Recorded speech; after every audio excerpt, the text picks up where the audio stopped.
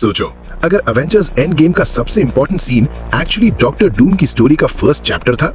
End game को हमने एक इमोशनल कंक्लूजन समझा, टोनी स्टार्क का सैक्रिफाइस, स्टीव रॉजर्स का रिटायरमेंट, अवेंजर्स का ब्रेकअप। लेकिन मार्वल के मल्टीवर्स को समझने के बाद एक कंप्लीटली डिफरेंट पॉसिबिलिटी सामने आती है। एंड गेम में अवेंजर्स ने सिर्फ थैनोस को डिफीट नहीं किया था, उन्होंने टाइम को डिस्टर्ब किया था, और यहीं से डूम्सडे का कनेक्शन स्टार्ट हो सकता है। याद करो, अवेंजर्स जब 2012, 2013 और 2014 में पास्ट में जाते हैं, फ्यूचर में जंप कर दिया।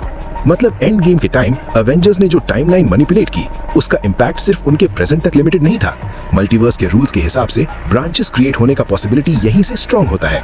और अगर ये ब्रांचेस एग्जिस्ट करती हैं, तो क्वेश्चन ये है, क्या डॉक्टर डूम इन्हीं रियलिटीज का एडवांटेज उठाएगा? बिकॉज डूम को सिर्फ एक पावरफुल विलेन समझना शायद मिस्टेक होगी। अगर सीक्रेट वॉर्स डायरेक्शन फॉलो होती है, तो डूम का गोल पोटेंशियली मल्टीवर्स की डिस्ट्रक्शन के बीच पावर और सर्वाइवल कंट्रोल करना हो सकता है। और यही एंड गेम का एक और सीन इंपॉर्टेंट हो जाता है, एंशिएंट वन का ब्रूस बैनर को समझाना। एंशिएंट वन क्लियरली एक्सप्लेन करती है कि अगर इन्फिनिटी स्टोन को पास्ट से परमानेंटली हटा दिया गया, तो एक ऑल्टरनेट रियलिटी क्रिएट हो सकती है। इसका मतलब एमसीयू ने एंड गेम में खुद एस्टैब्लिश कर दिया था कि time travel equals alternate realities का डेंजर। और अब डूम्सडे में अगर मल्टीपल रियलिटीज कोलाइड करती हैं, तो ये कंप्लीटली रैंडम इवेंट नहीं होगा। इसकी फाउंडेशन एंड गेम में ऑलरेडी एस्टैब्लिश हो चुकी थी। लेकिन अब सबसे crazy part, Steve Rogers. End game के एंड में स्टीव स्टोन्स रिटर्न करने के लिए टाइम मशीन पर जाता है, लेकिन वो इमीडिएटली प्रेजेंट में वापस नहीं आता, वो पास्ट में रुक जाता है। ईयर्स लेटर ओल्ड स्टीव है। एंड गेम में थॉर इमोशनली ब्रोकन था, उसने थैनोस को हेडशॉट करने के बाद भी विक्ट्री अचीव नहीं की थी। लेकिन फाइनल बैटल में स्टीव के म्योलनियर उठाते ही थॉर का रिएक्शन याद करो।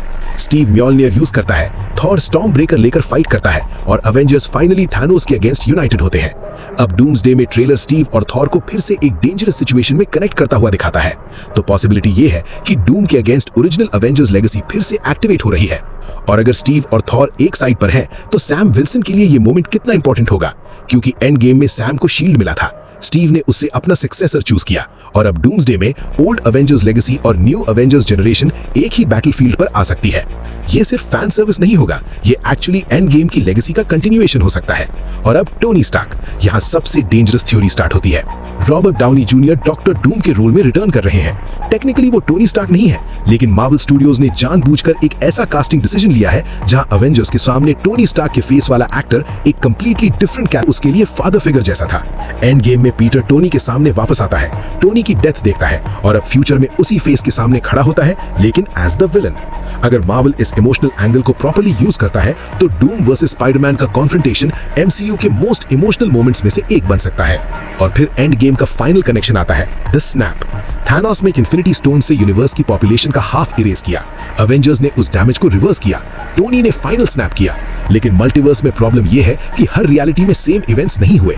कहीं अवेंजर्स जीते होंगे, कहीं थैनोस जीता होगा, कहीं टोनी स्टार्क अलाइव होगा, कहीं स्टीव रॉजर्स कभी कैप्टन अमेरिका बना ही नहीं होगा, कहीं एक्समैन और अवेंजर्स एक ही यूनिवर्स में एग्जिस्ट करते होंगे। और अगर ये रियलिटीज फाइनली कोलाइड करने लगे, तो डूम्सडे का बैटलफील्ड सिर्फ एक अर्थ नहीं होगा, it could be the collision of entire realities. इसी वजह से डूम्सडे का नाम भी इंटरेस्टिंग है। डूम्सडे का मतलब सिर्फ अवेंजर्स के लिए बैड डे नहीं, पॉसिबली एन एंटायर, और यहीं से battle world type scenario possible हो सकता है। हीरोज एक ऐसी रियलिटी में वेकअप करें जहां उनकी मेमोरीज इनकम्प्लीट हो, डिफरेंट कैरेक्टर्स एक ही वर्ल्ड में एग्जिस्ट कर रहे हो, और सबके ऊपर एक पावरफुल रूलर हो, डॉक्टर डूम। अगर मार्वल इस डायरेक्शन में जाता है, तो एंड गेम की लेगेसी फाइनली सीक्रेट वॉर्स में कंप्लीट होगी। एक्चुअली किस रियलिटी को सेव करना है, और इसीलिए एंड गेम का एंडिंग सीन दोबारा देखो।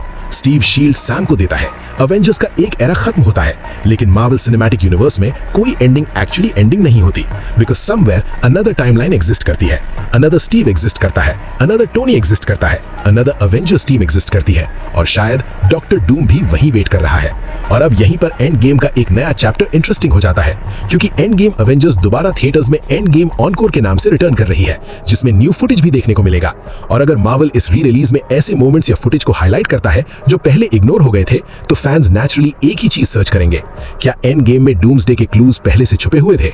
हो सकता है ये सिर्फ एक सेलिब्रेशन हो, या फिर मार्वल फैंस को मल्टीवर्स सागा के नेक्स्ट चैप्टर के लिए दोबारा प्रिपेयर कर रहा हो। बिकॉज एंड गेम ने इन्फिनिटी सागा को क्लोज किया था, लेकिन उसी मूवी ने मल्टीवर्स सागा के रूल्स भी एस्टैब्लिश कर दिए थे। और अगर डूम्सडे उन रूल्स का फाइनल रिजल्ट है, तो फिर एक शॉकिंग पॉसिबिलिटी सामने आती है। अवेंजर्स ने एंड गेम में यूनिवर्स को सेव नहीं किया था, उन्होंने सिर्फ डूम्सडे को डिले किया था। आपको क्या लगता है? कमेंट करके जरूर बताओ। वीडियो पसंद आई हो तो लाइक करो, और ऐसी ही मार्वल अपडेट्स के लिए चैनल को सब्सक्राइब करना मत भूलना।